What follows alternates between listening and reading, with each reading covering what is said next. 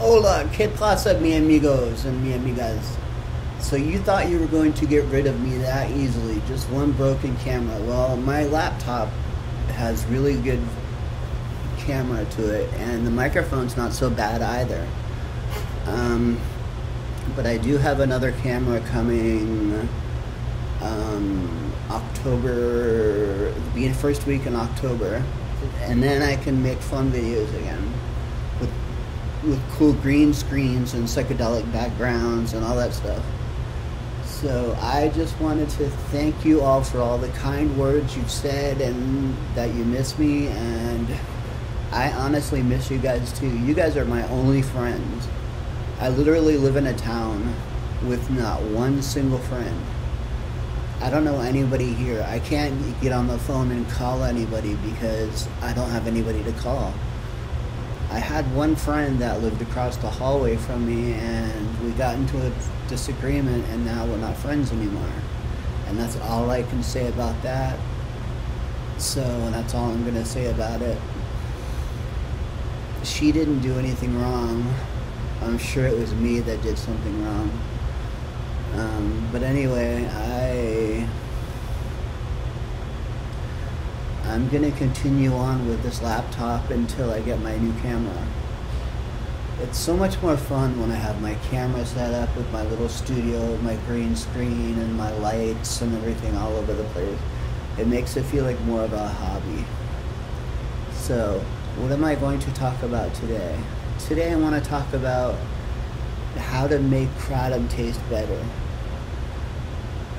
A very nice subscriber sent me a message, comments asking if I've heard of certain alternative sugars, and unfortunately I tried one of them, and it just wasn't sweet enough for me. I don't know. I used way too much of it, and I used an entire bag. I'm addicted to sugar. Sugar is my thing. And honey.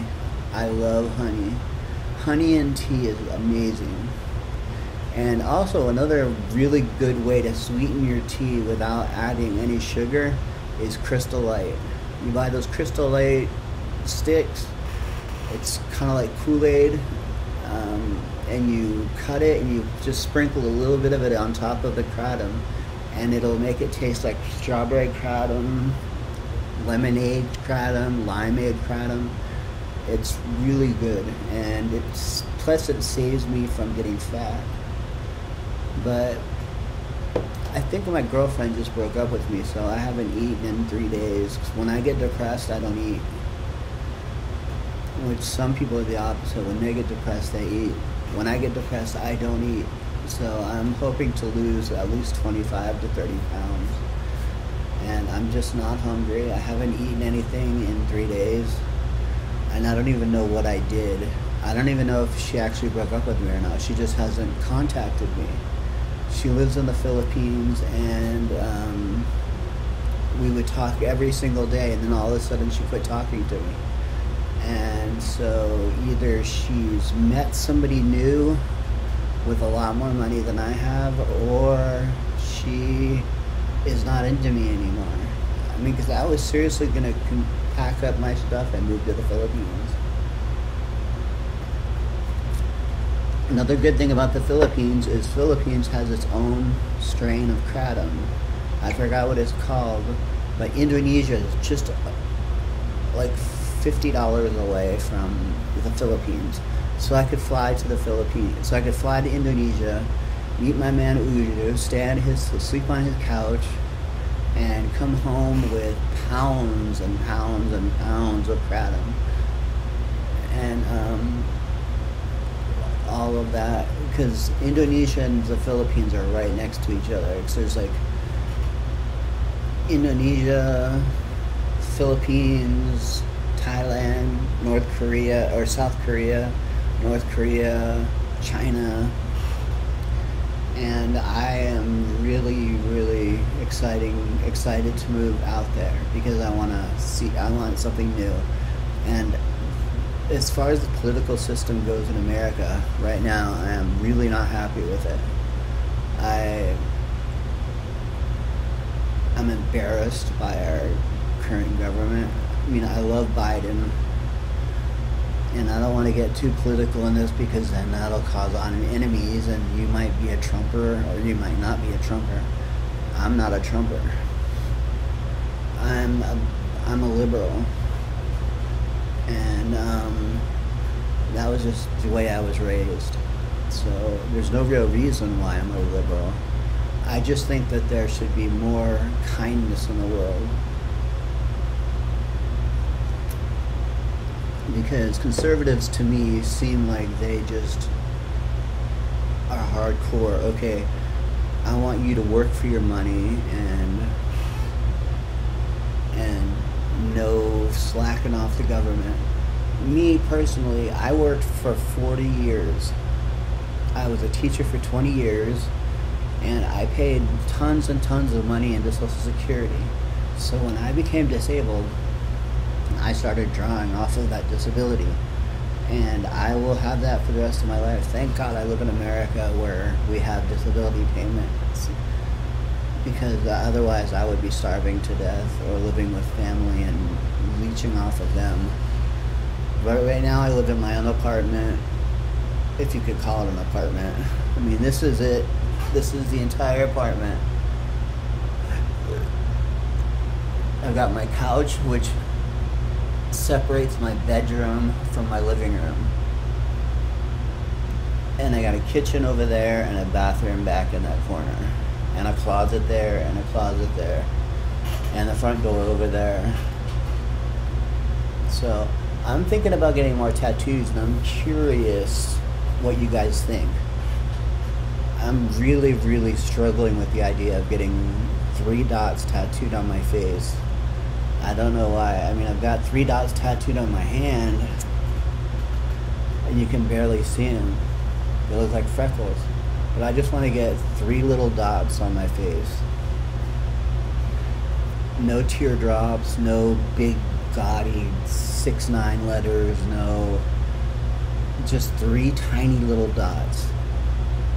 And the dots represent life, love, and regret. And all of my tattoos represent something. I mean, I've got a dragon on my forearm, which strength and power after my stroke. And then I've got my favorite tattoo is my purple lotus flower. The lotus flower is represented because it's beautiful things can grow out of mud. So I'm growing out of mud, and I'm hopefully going to be more beautiful when I recover from my stroke.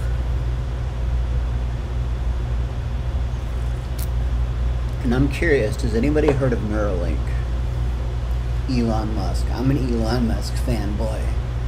He is making a computer chip that drills into your skull and puts little wires into your brain so that it can trigger my left arm to work again and can trigger my left leg to work. And it's all computerized, and it's all very, very safe, so they say. But I'm going to be the first one in line for that, because I lost my entire life. I mean, from 33 years old, I lost my life to a stroke. I can't mountain bike anymore. I can't kayak anymore. I can't hike anymore. I can't scuba dive anymore. These are all things that I used to do on a daily basis. And the stupid stroke took it all away from me. And I want it back. And I want to play bass guitar again. I was in a band, and I was in a really good band. The name of the band was called Red Roses for a Blue Lady, and it's, if you Google it, you gotta put Red Roses for a Blue Lady on Eulogy Records. And you can YouTube it, and there's one live show which sounds terrible, but then they've got the whole album on there, and it's very, very, very aggressive emo metal. We were emo before all the emo mod kids started wearing makeup and mascara and dyeing their hair black, and even though I was dyeing my hair black and I was wearing black eyeliner and wearing black fingernail polish and getting all tattooed.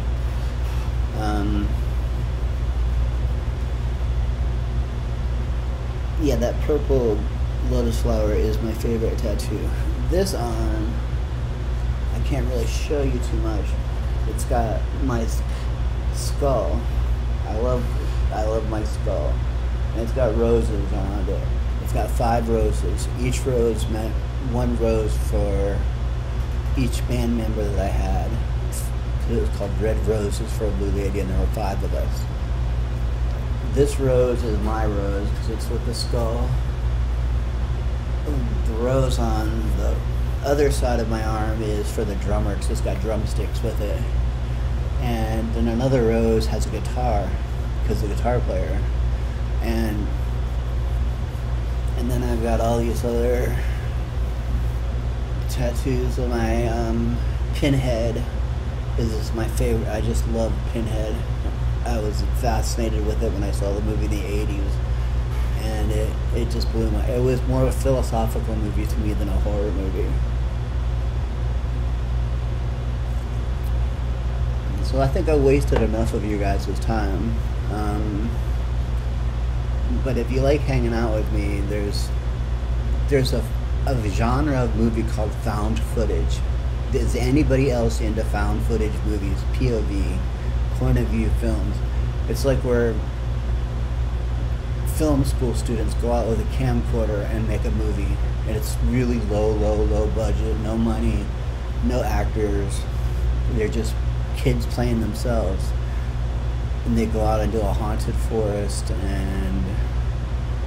and they film it point of view with just through the eye of the camcorder. And I am obsessed with those movies.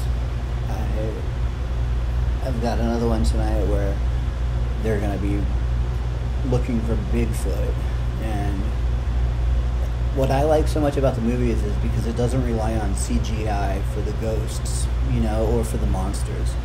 The monsters are actually costumes, and they're actually designed and built, which, because CGI, when you watch The Grudge, and you see those CGI ghosts, they're scary as hell, but it's a computer animation, and it just doesn't do it for me. I like the old school horror.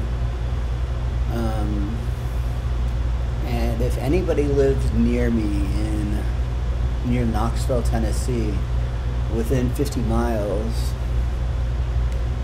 send me a comment with your phone number or something, because I really need to start making some friends.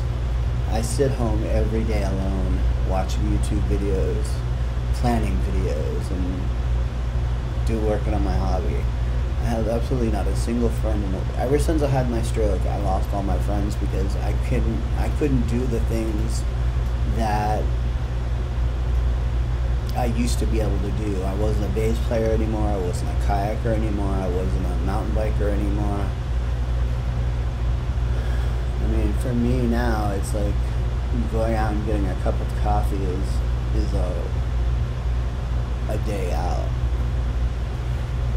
So anyway, that's all I got to say to you, and I will continue to be using my computer for videos until I get my camera.